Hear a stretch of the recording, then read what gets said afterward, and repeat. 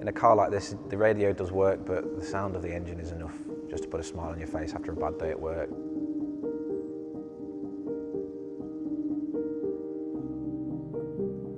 The car was sold from Bob's Auto Sales in Stettler, Alberta. Sonny, who I speak to on the phone, is a nephew of the original owners, Jim and Elaine. He remembers her being very excited about the little Volkswagen. If you had told her back in 1957 that it would still be here 63 years later, I don't think she would have believed you. Hello. A second cousin of mine bought it brand new in Stettler, Alberta.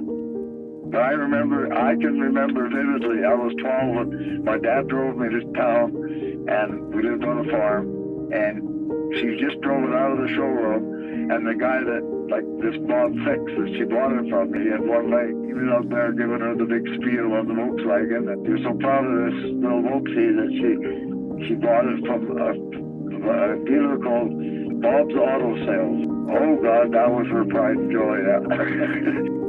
It kind of has a lot of memories, you know, when you go back. And I don't know if he gives you that. There was a book of the dealers. Elaine died in 2005 of old age, and then Jim passed in 2016. They lived on a large farm around about 400 or 500 acres in southern Alberta. So up until the early 2000s, the car was just being used around the farm.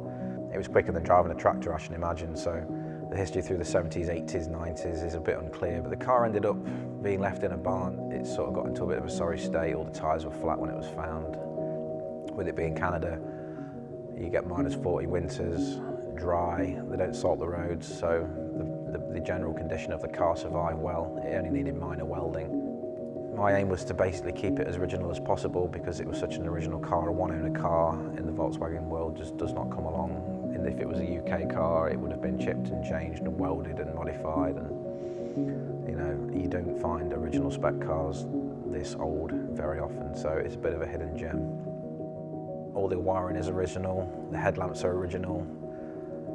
No bulbs have been replaced bar one brake light. I think they are all what came with the car, so they're probably up to 50, 60 years old. After putting it back on the road, I took the engine out, stripped it, cleaned it, replaced the seals, but it didn't need any more than that. It ran sound, so why fix something that isn't broken? If it works, just drive it.